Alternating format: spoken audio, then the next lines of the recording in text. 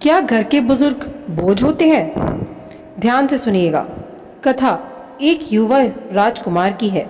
राजकुमार के माता पिता नहीं थे। वह राजा बन गया। वह बूढ़े लोगों को पसंद नहीं करता था।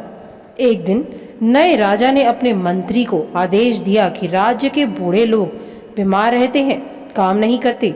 इनकी वजह से हमारा धन बर्बाद हो रहा है, इसलिए हमें इन्हें मृत्यु दंड देना चाहिए या राज्य से निकाल देना चाहिए।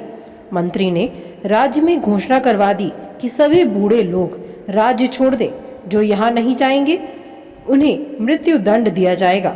ये घोषणा सुनते ही सभी बूढ़े लोग राज्य छोड़कर चले गए। राज्य का एक लड़का बहुत गरीब था। उसके पिता बहुत वृद्ध हो गए थे। उनके पास दूसरे राज्य जाकर रहने के लिए धन नहीं था। उसने अपने पिता को घर में छिपा लिया। उस लड़के के पिता के अलावा राज्य के अन्य सभी बूढ़े जा चुके थे। कुछ दिनों के बाद राज्य में अकाल पड़ा। राजा को समझ ही नहीं आ रहा था कि अब राज्य की व्यवस्था कैसे संभाली जाए। प्रजा का अन्न खत्म हो चुका था।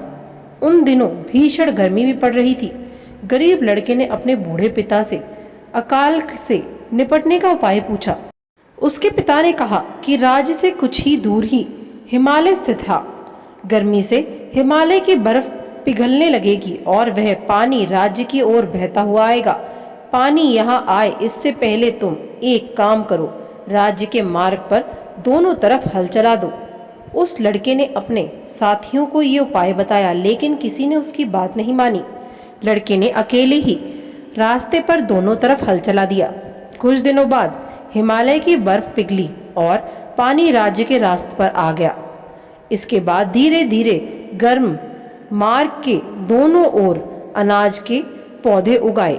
जब ये बात राजा को मालूम हुई तो उस गरीब लड़के को दरबार में बुलाया गया।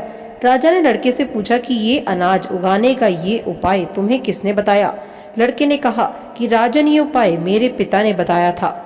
आपने जब बूढ़ों को मारने का आदेश दिया था तो मैंने उनको अपने घर में ही छिपा लिया था। ये सुनकर राजा ने उस बूढ़े व्यक्ति को भी दरबार में बुलाया। बूढ़े व्यक्ति ने राजा से कहा कि महाराज, हमारे राज्य से लोग अपने खेतों से अनाज अपने घर ले जाते थे और कुछ लोग दूसरे राज्य अनाज बेचने जाते थे, तो अनाज के कुछ दाने रास्ते के दोनों ओर गिर जाते थे। जब मेरे बेटे ने रास्ते की दोनों तरफ हल चलाया और हिमालय पर पिघला हुआ पानी वहां पहुंचा तो वो दाने अंकुरित हो गए और अनाज उगाया। ये बात सुनते ही युवा राजा को अपनी गलती का एहसास हो गया। उसे समझ आ गया था कि वृद्ध लोगों का अनुभव हमें कई समस्याओं से बचा सकता है। इसलिए राजा ने राज्य के सभी वृद्ध लोगों को वापस अपने राज्य में बुलवा लिया। वैसे भी बुजुर्गों के बाल उम्र के साथ साथ तजुर्बे से भी सफेद होते हैं।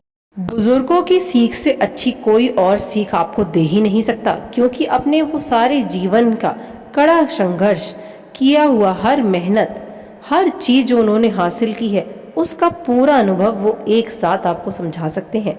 इसीलिए अपने बुजुर्गों की कदर करें, उनको अपने साथ रखिए।